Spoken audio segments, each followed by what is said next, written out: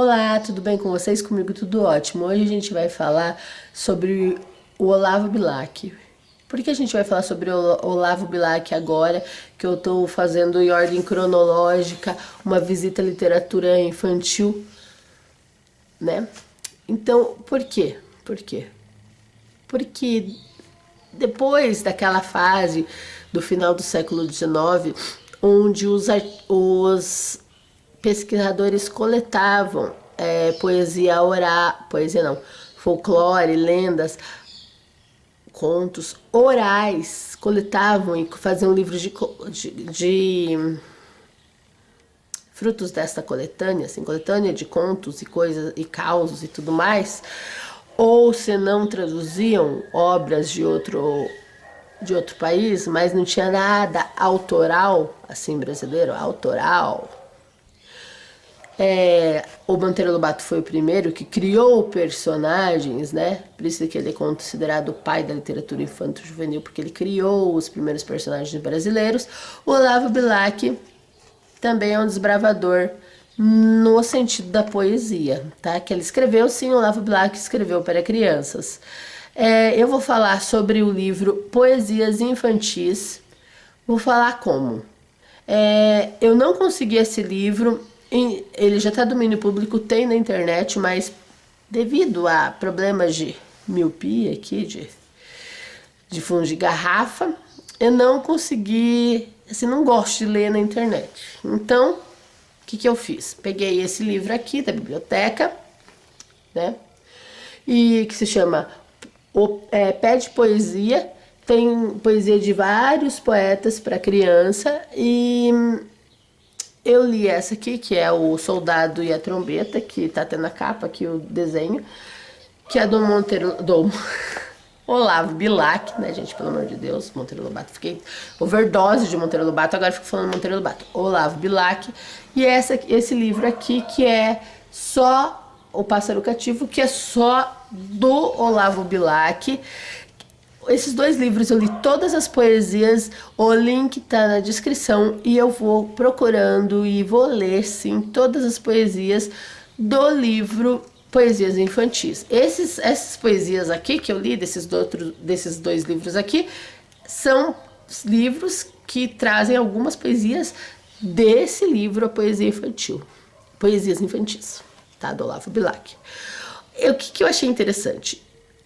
Nessa primeira edição aí de Poesias Infantis, o Olavo Bilac, ele fez um texto que se chama Ao Leitor. Eu proponho a vocês a gente ler esse texto e ir comentando e pensando sobre esse texto. Lembrando que ele é um autor do início do século XX, então, né, é outro contexto, outra vivência e tudo mais. Vamos ler, para chegar às nossas conclusões. Ok. Quando a Casa Castro Alves me incumbiu de preparar este livro para uso das aulas de instrução primária, não deixei de pensar com receios nas dificuldades grandes do trabalho. Então você vê que esse livro foi encomendado. Sim, Poesias Infantis seria entregue para aulas de instrução primária. Então o que quer dizer? Era para a escola, para a educação. Porque teve esse problema, né? Teve-se... né?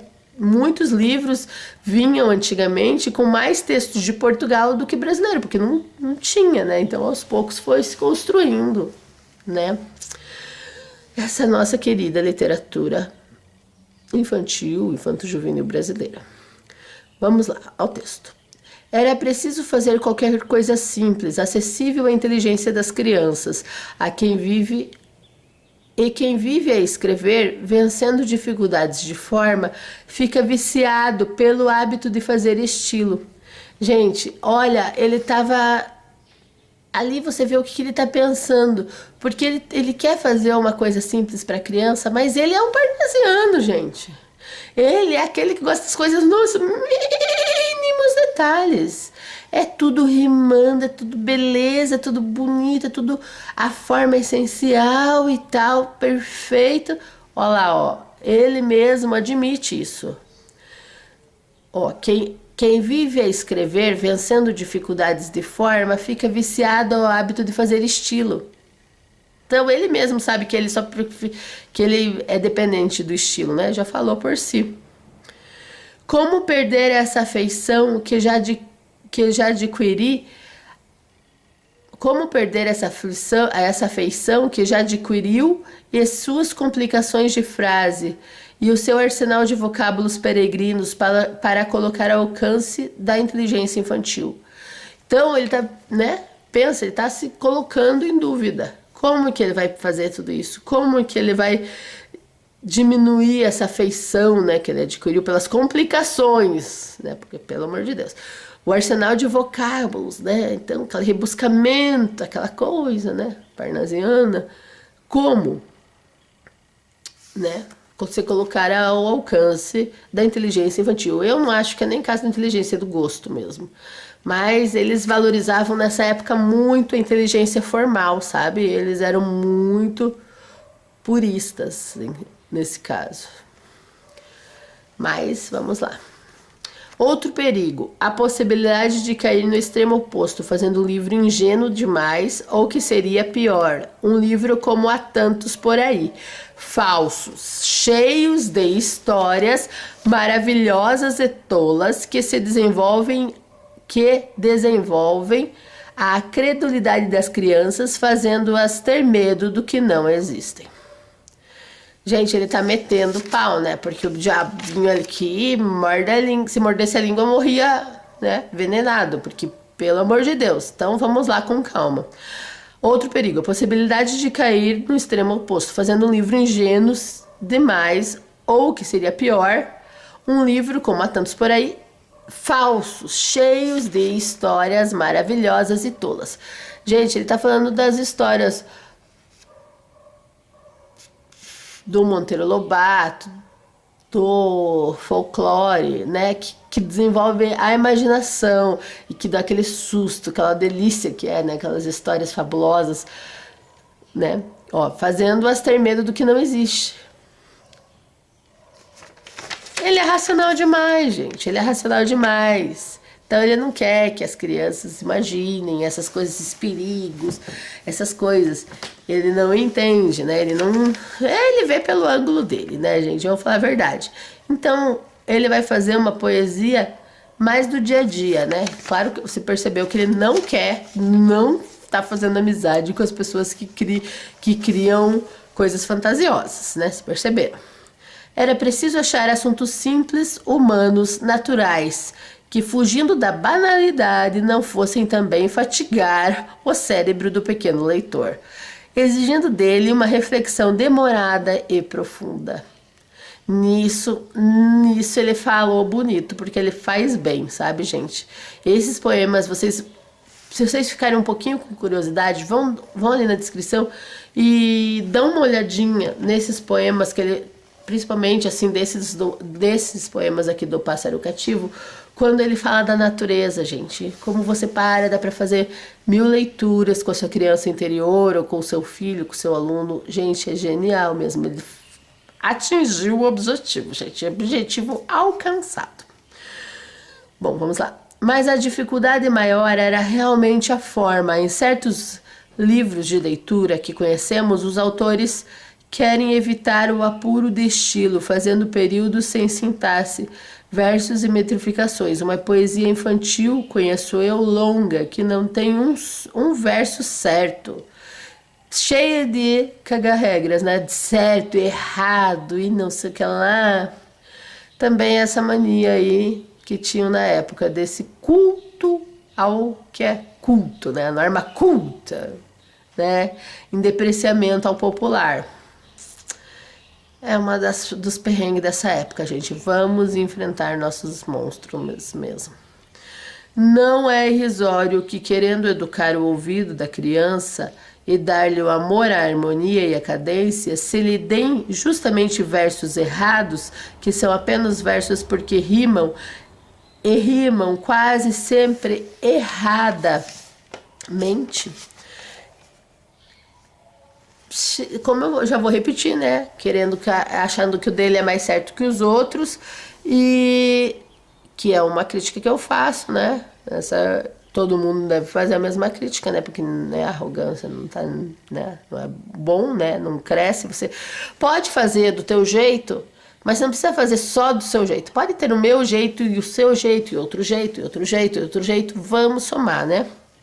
Mas uma coisa aqui é verdade, nos poemas dele, você tem um amor, a criança ela consegue ter amor pela harmonia e a cadência, sabe? É verdade, porque você é rimado, é gostoso de ler, sabe? É gostoso. Muito bom, né? Ele que é fechado, né, gente? Não sei se consegui vencer todas essas dificuldades. O livro aqui está. É um livro que não há animais que falam, nem fadas que protegem ou perseguem crianças, nem as feiticeiras que entram pelo buraco das fechaduras. Há aqui descrições da natureza, cenas de família, hinos ao trabalho, à fé, ao dever, alusões ligeiras à história da pátria, pequenos contos em que a bondade é louvada e premiada. Posso falar aqui? Tenho observações. Ó, natureza, 10, tá? 10. Cenas de família,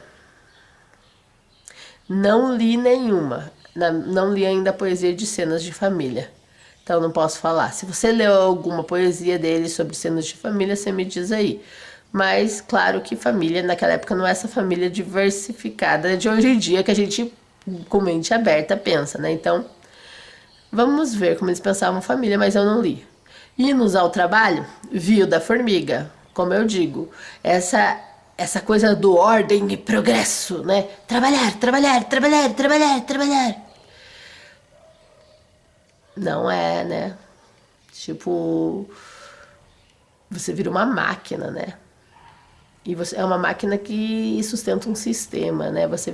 Então, você tem que trabalhar, mas você tem que trabalhar com prazer e tal. Coisas que a gente sabe hoje em dia, mas que também essa coisa, essa hinos ao trabalho, ecoa até hoje. É dessas coisas estruturais que eu estou investigando na literatura que se formaram, né, há muito tempo e que fica ecoando no inconsciente coletivo e no imaginário popular. Essa coisa de trabalhar, trabalhar, trabalhar. É uma delas. Sim, a gente tem que trabalhar, mas a gente tem que ter prazer, a gente tem que ter um trabalho bacana, que dê prazer, paixão, né, na gente, pra gente fazer tudo bem feito, com vontade, com brilho no olhar e pau. Essas coisas, né? Alusões ligeiras à história da pátria.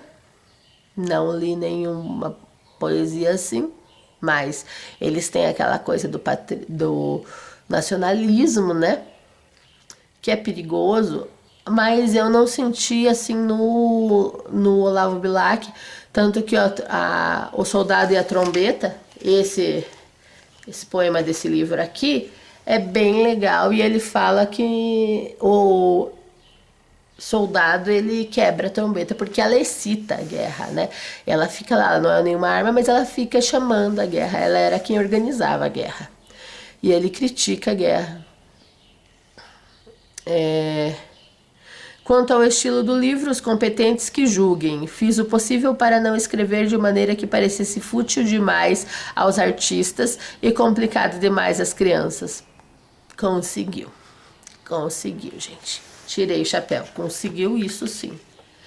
Muito artístico e bonito, singelo para as crianças.